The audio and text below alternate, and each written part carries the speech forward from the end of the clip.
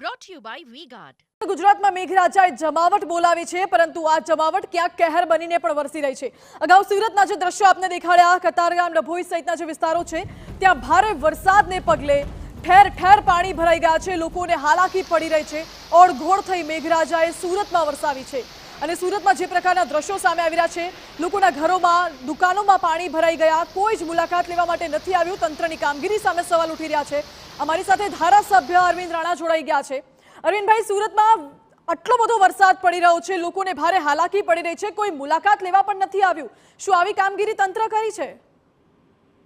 Actually હું out of city છું, સુરતની બહાર છું, પરંતુ મને માહિતી મળી છે અને માહિતી મળી છે એટલે તાત્કાલિક કતારગામ ઝોન અને ઝોનના અધિકારીઓ સાથે વાત કરી છે। તાત્કાલિક એ લોકો પણ સ્થળ ઉપર પહોંચી ગયા છે અને તાત્કાલિક કામગીરી કરી રહ્યા છે। ટૂંક સમયની અંદર વરસાદ થોડો ઓછો થશે ને એટલે પાણી જેમ જેમ નીકળશે તેમ પૂર્વ પરિસ્થિતિ થઈ જશે।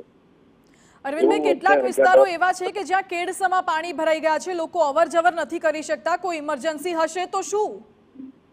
હા, તો એના માટે અધિકારીઓની સાથે સૂચના અપાઈ છે। અધિકારીઓ બધા સ્થળ પર પહોંચી જ રહેલા છે અને પહોંચી પણ ગયા છે।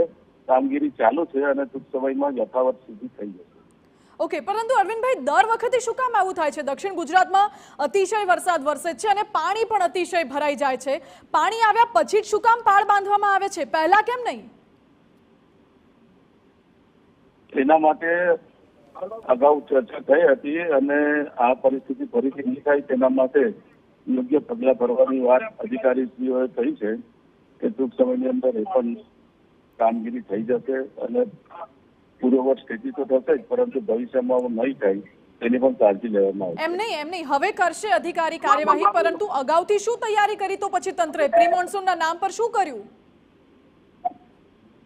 હલો, તમારી વાત સાચી છે।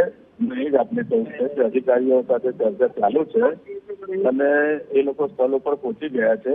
હું આઉટ ઓફ સિટી છું, છતાં પણ આ જેટલી પરિસ્થિતિ છે એ પરિસ્થિતિ પૂર્વવત થાય એવી વ્યવસ્થા કરવાની કોશિશ થઈ રહી છે। અરવિંદભાઈ, અત્યારે આપની જાણકારી પ્રમાણે કેટલા વિસ્તારમાં પાણી છે અને આપ કહો કે કેટલા ટાઈમમાં આ પાણી ઉતરી જશે? જે જગ્યા પર પાણી ભરાયું છે તેની પણ સૂચના મળેલી છે અને સૂચના પ્રમાણે અધિકારીઓ પોતાની રીતે અત્યારે પહોંચવાઈ ગયા છે। ટૂંક સમયની અંદર આ બધી જ પરિસ્થિતિ છે તે યથાવત થઈ જશે। Thank you. જી અરવિંદભાઈ, શું આપે લોકો સાથે વાતચીત કરી, સ્થળની મુલાકાત લીધી? હું આઉટ ઓફ સિટી છું, મેં હમણાં જ આપને પહેલા જ કહ્યું, હું આવી જઈશ એટલે વિઝિટ લઈ લઈશ। ઓકે અરવિંદભાઈ, આભાર આપનો।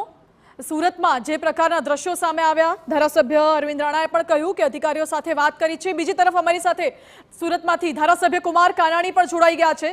કુમારભાઈ, ભારે વરસાદના કારણે આ દ્રશ્યો જોવા મળી રહ્યા છે, શું આપે કોઈને રજૂઆત કરી છે આ અંગે? અવારનવાર આપ અવાજ ઉઠાવતા રહો છો, તો આ વખતે શું આપે અવાજ ઉઠાવ્યો છે?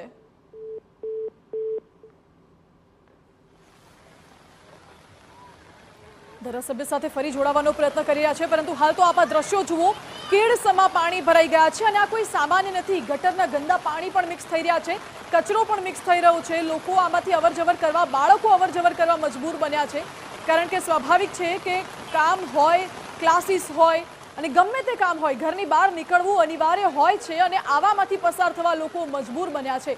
જો રોગચાળો ફાટી નીકળશે તો જવાબદાર કોણ? અને આ પાણીમાં ક્યાં ગટર છે, ક્યાં ઢાંકણા ખુલ્લા છે, કોઈને ખબર નથી।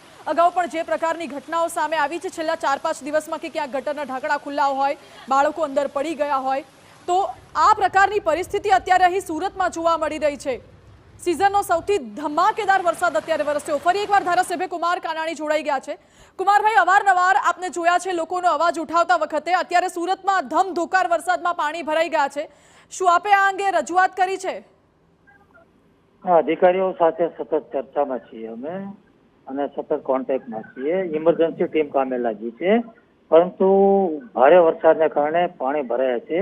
એ વાત પણ નક્કી છે કે દર વર્ષે જે પાણી ભરાય છે એ જ જગ્યાએ વધારે પાણી ભરાવાનો બનાવો બને છે અને એવી ઘટનાઓ બને છે।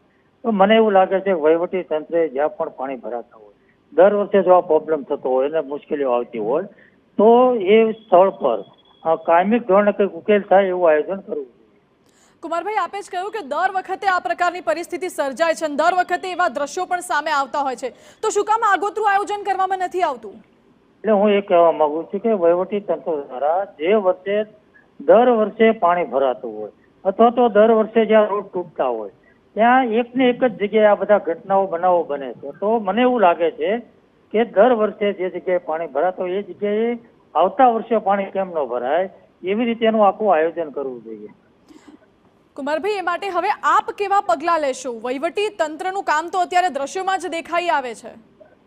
વહીવટી તંત્રને ધ્યાન પર મૂકીશું અને 100% આવતા વર્ષે આ મુશ્કેલીઓ ન થાય એના પ્રયત્નો અમે કરીશું. કુમારભાઈ, હજુ તો ચોમાસાની શરૂઆત છે ને કેડસમાં પાણી ભરાઈ ગયા છે. જ્યારે ભર ચોમાસું જામશે ત્યારે શું પરિસ્થિતિ થશે? હા, પાણી ભરાયા છે અને પાણી હજુ પણ ભારે વરસાદ થાય તો હજી પણ પાણી ભરવાની શક્યતા છે.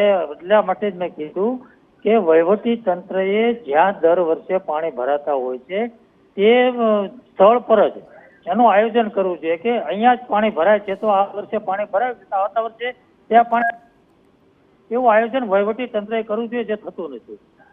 ઓકે જી કુમારભાઈ, આભાર આપનો અમારી સાથે જોડાવા માટે. ધારાસભ્ય એવું કહી રહ્યા છે કે હવે પાણી ન ભરાય તે પ્રકારે આગોતરું આયોજન વહીવટી તંત્ર કરે તેની માટે રજૂઆત પણ કરવામાં આવશે. Brought to you by V-Guard.